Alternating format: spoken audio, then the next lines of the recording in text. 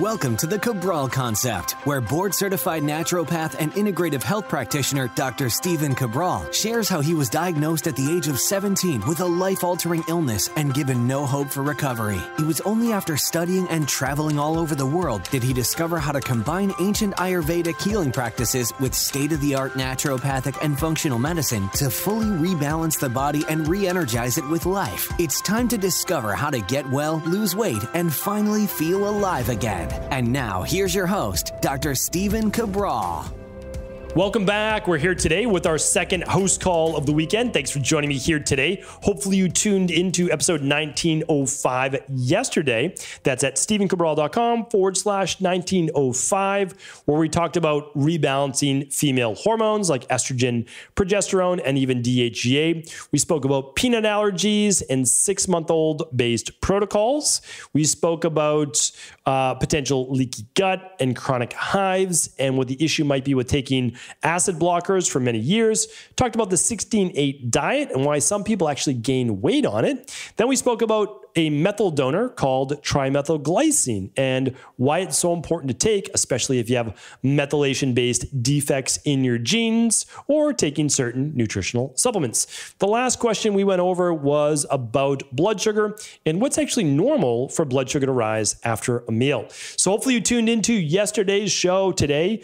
I don't know what the questions are because I open my document at the same time I begin and start this show. That's the way that I like to do it. I like the questions and I like the answers to be very raw.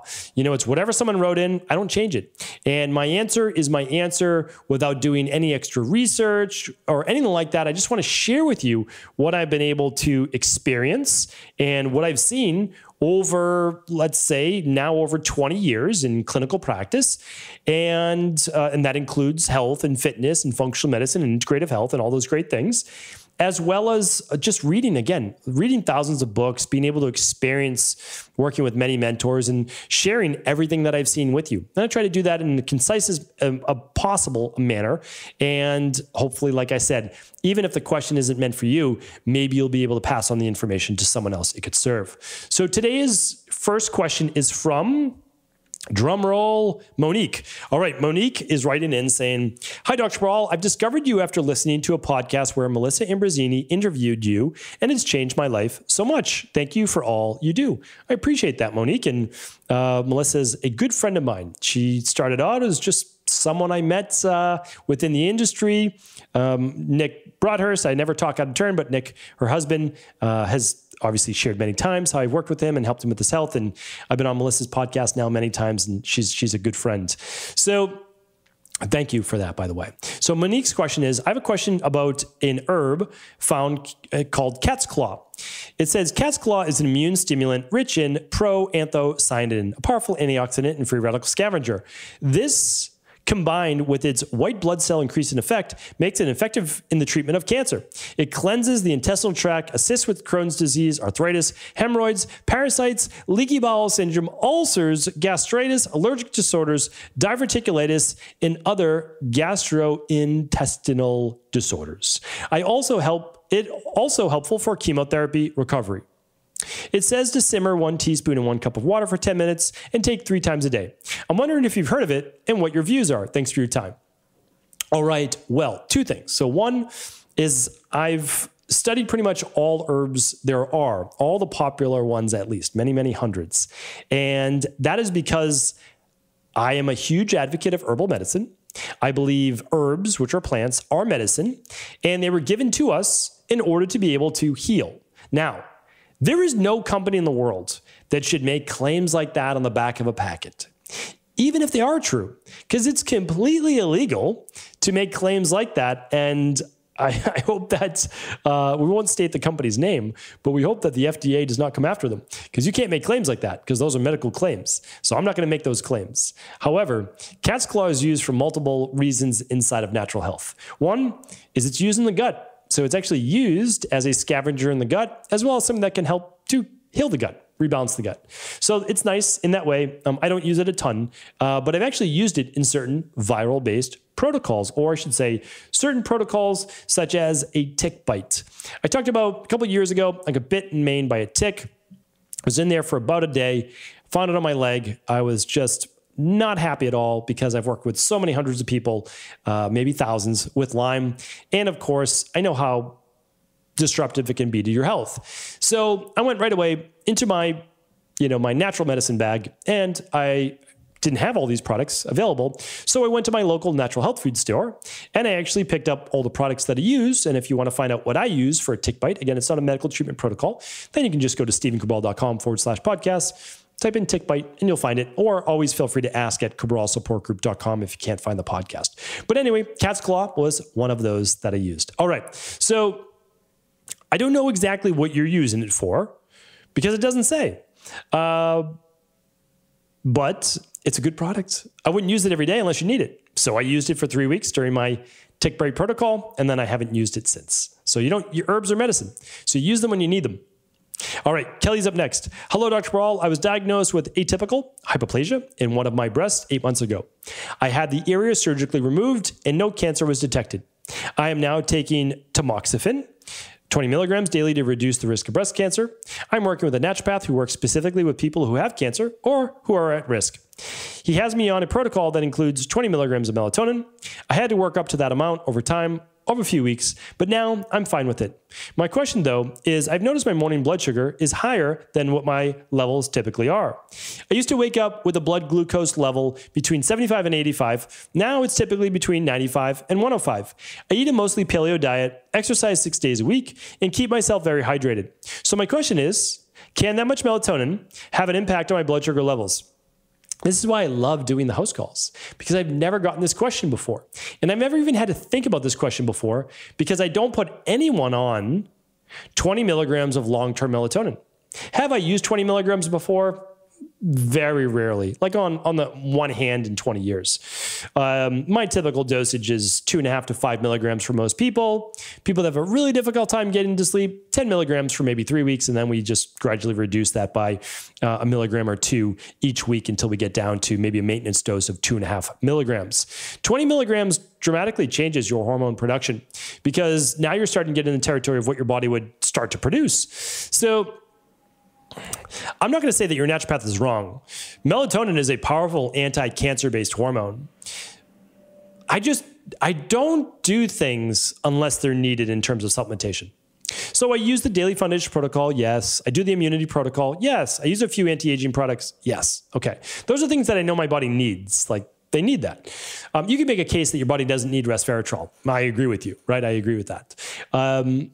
But you can't make a case that your body doesn't need B vitamin, zinc, vitamin C, etc. So I do that. Now, I also use a little melatonin. I've talked about that before. I use 2.5 milligrams a night, and it's a game changer for me because I'm the type of person who I don't like to sleep in the first place.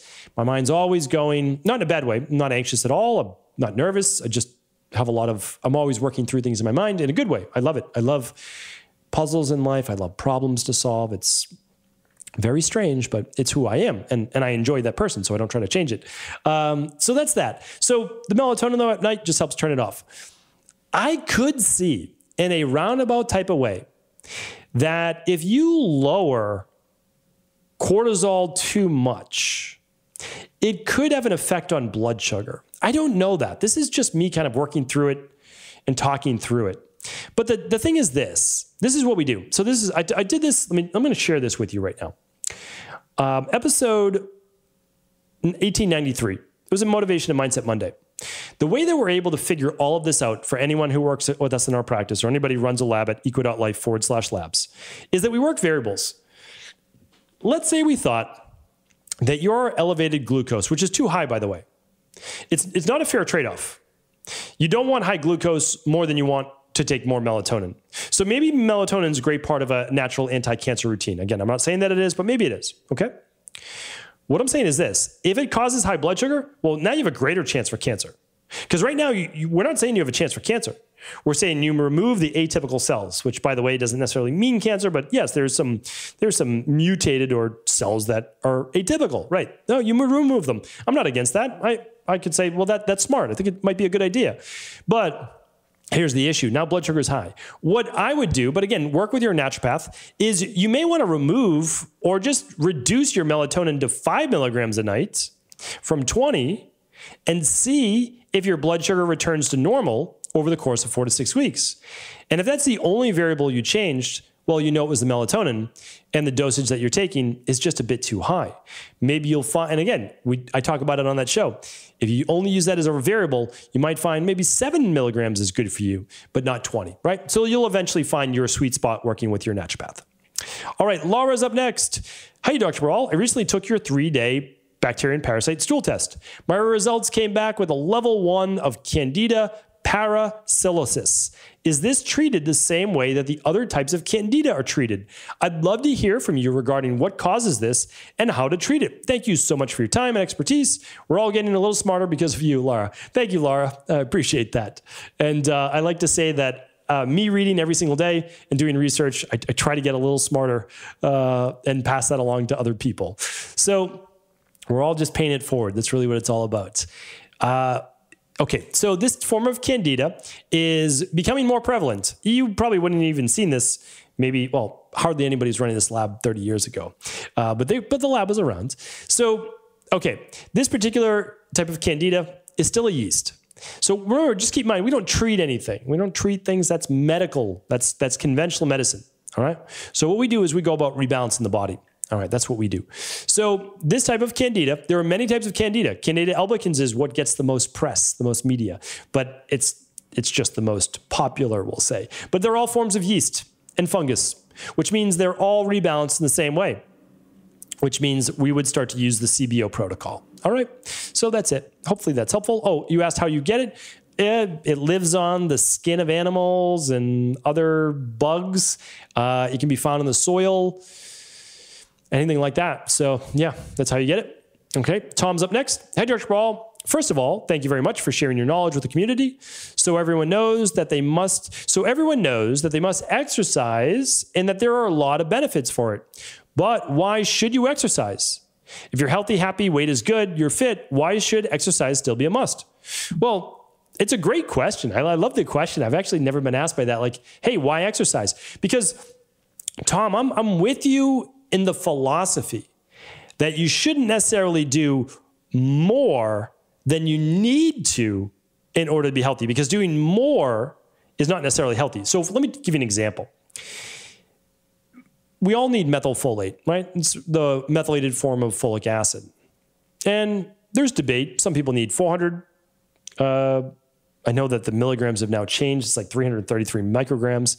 But some people might need 333. Some people might need over 600. That's based on the individual. But only very few people would need 3,000 to 4,000 milligrams, like a massive amount, or micrograms, sorry about that, 3,000 to 4,000 micrograms. Very small, much smaller amount. So you don't want to overdo folic acid because it can be toxic to you. You don't want to overdo it. But we want to understand is that humans, as a living thing, was meant to move.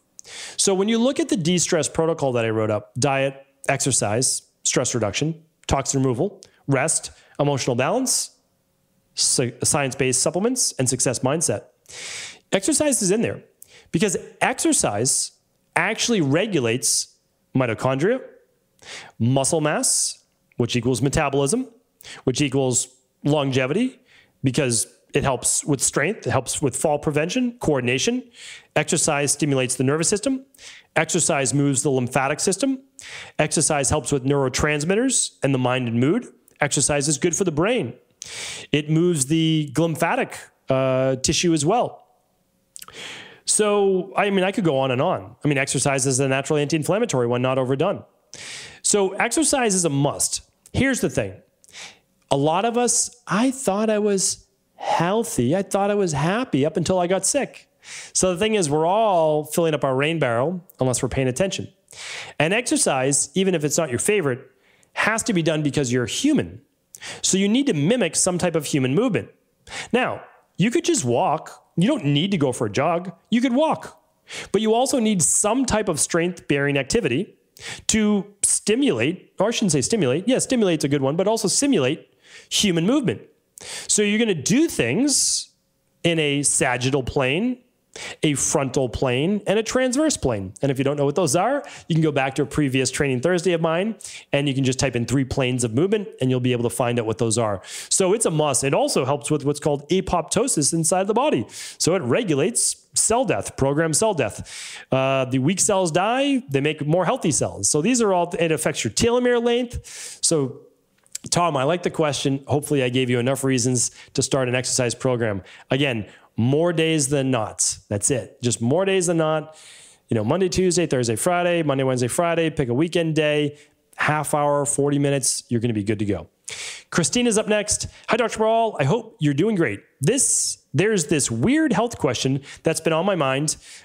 Here we go. And I figured that if anyone would know the answer, it would be you. So I'm 40 years old, female, and I've been celibate for over 4 years. When I was in a relationship, my periods were normal and regular. After my relationship ended, not so much. 1 month, they were 29 days, the other 42, and so on.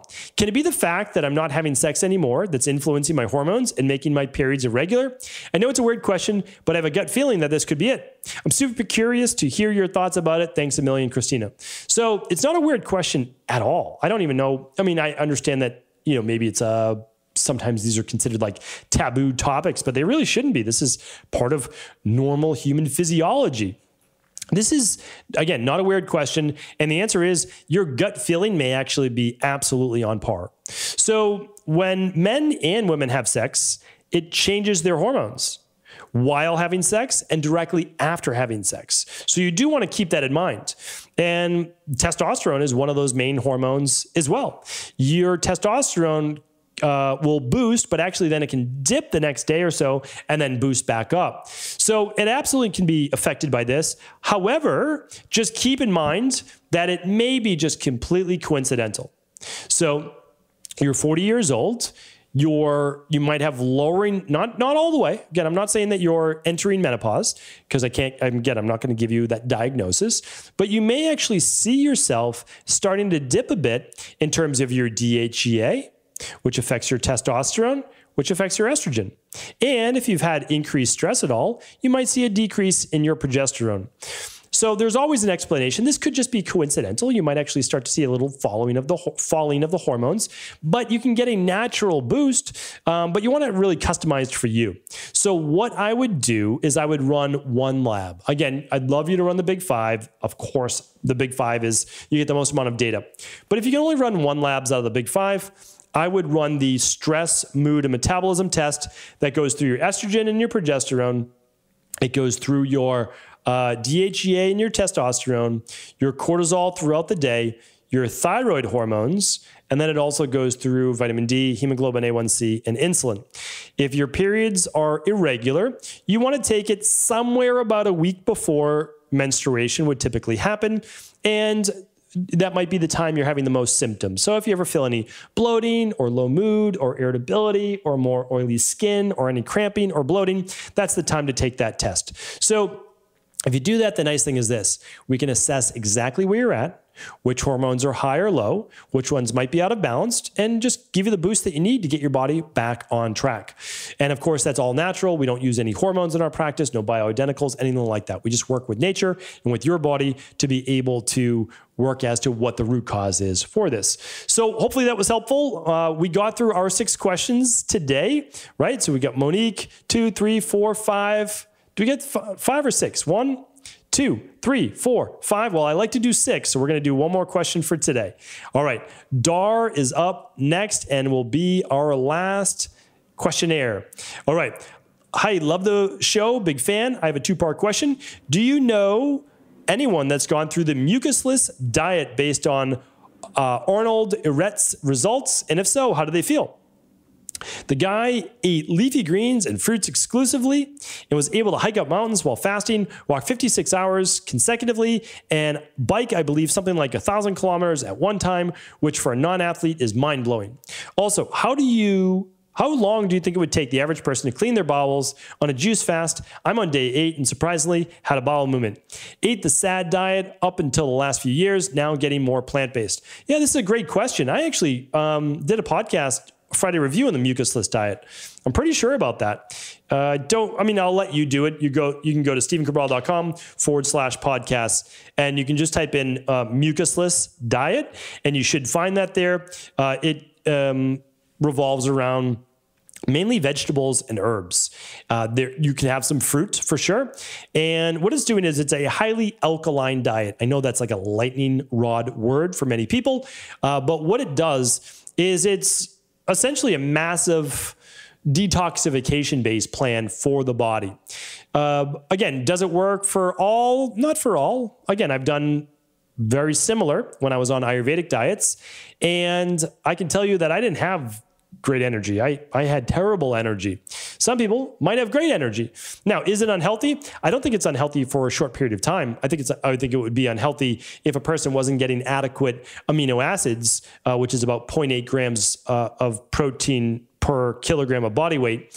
Again, I'm not a huge heavy protein person. I'm not that at all, because I've read the research and I see what happens when someone's on a high protein diet. But a lot of people are not, and they end up becoming very catabolic. And again, that does not happen in the beginning. It typically happens after months or years. So I like the work. I mean, I read the book, enjoy the book. I really do, but it doesn't mean that I have to go out and follow all of it. Okay, what else? How long does it take someone to empty their bowels? Well, you can empty your bowels completely within 24 hours. So just think about all the people going for a colonoscopy. Their bowels are completely empty, at least the last 5 to 6 feet of that. And for the most part, the whole thing, because you're taking a solution that empties your bowels, literally. So we have something called the 5-day intestinal cleanse. The 5-day intestinal cleanse will empty your bowels as well.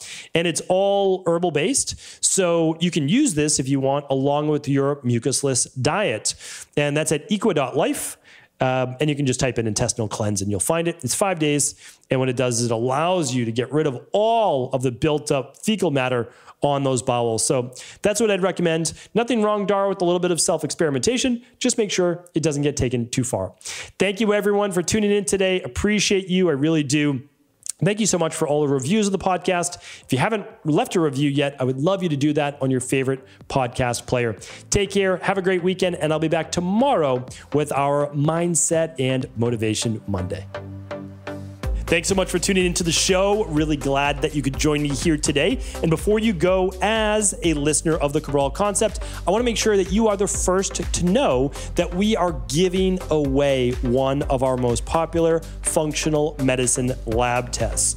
We were fortunate enough to be able to work with this particular lab in order to be able to get a bulk price to pass that on to our listeners, our community members, those people that really support this type of healthy global community. So one of the great things is that over time, we've been able to really build up relationships with these labs that we can get a block of labs, this time 250, that we can actually pay for. This is something that's been part of my mission for a really long time, and is to introduce people to the world of functional medicine and at-home lab testing. It completely changed my life over 20 years ago now, and I simply want people to know that this is an option. So this lab, the omega-3 lab, is just often too overlooked. It is going to share with you the levels of inflammation from omega-6s to omega-3s in your body. You are literally going to find out, maybe for the first time, how many omega-6s you have and how many omega-3s. Omega-6s are more of the inflammatory fatty acids, and omega-3s more of the anti-inflammatory. Our goal is to get you to a 3-to-1 of omega-6s to omega-3s. But the truth is, you actually have no idea what your level is, even if you're eating a healthy diet, if you've never tested before. Before I started testing, I was at a 6.5 to 1. And I was eating a healthy diet. I didn't know that actually I was getting more omega-6s in from a lot of the foods that I was eating healthy foods, than omega-3s. After I did that, changed my diet, added a little bit of omega-3s, within 12 weeks, I was down to a 2.9 to 1 ratio, which is that sweet spot right at the 3-to-1. We've done this now in our practice many thousands of times, and I would love to share this data with you. To get your free omega-3 profile, this amazing inflammation-based test, it's a value of $279, and you can get it absolutely free if you are one of the first 250 to take advantage of this. Get your free lab right now over at equa.life while supplies last. Head on over to equi.life while supplies last. I'd love to hear what your results look like, and take care.